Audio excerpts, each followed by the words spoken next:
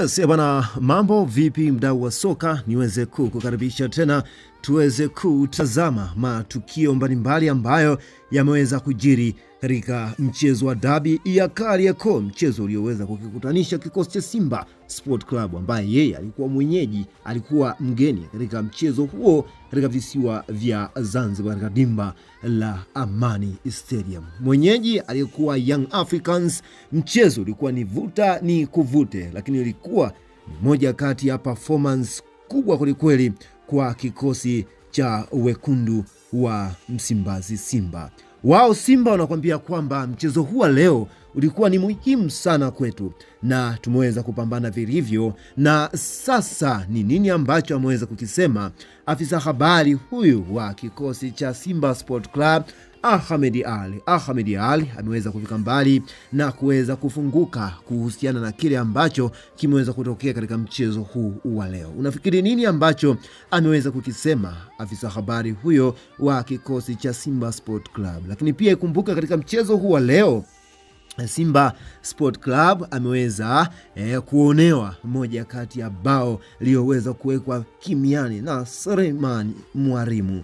Kumbuku ya kwamba Mwalimu aliweza kupachika bao ndani ya kikosi cha Simba, lakini Lazmen ama Kibendela akaweza kusema ya kwamba si goli halisi, ni offside. Lakini kwa picha za marejeo tulizoweza kuzitazama, tuliweza kuona ya kwamba ni reality, ni bao sahihi ambalo Simba ameweza kulifunga. Unafikiri nini kiweze kufanyika katika matukio haya ya dabi? Na asilimia kubwa ya matukio ya dabi mara nyingi tumeweza kushuhudia kikosi cha Simba ndicho ambacho huwa kinaangamia kwa kuweza kuamuliwa na waamuzi ndani ya dimba. Niweze kusema ya kwamba rasmi sasa Simba Sport Club tumeweza kushuhudia wakiweza kusema ya kwamba tunahitaji waamuzi kama hawa waweze kuwajibishwa na wasiweze kurudia tena kutokana na kile ambacho wameweza kukifanya katika mchezo huu wa leo. Kumbuko ya kwamba Simba Sport Club yeye ndiye aliyeweza kuonyesha performance muhimu kweli katika mchezo huu wa leo. Rasmi sasa Simba wanasema ya kwamba mchezo huu wanakwenda kutia shaka kulingana na performance walioweza kuionyesha, lakini pia na wasaidizi wa muamuzi walichoweza kukifanya katika dimba la Amani Stadium.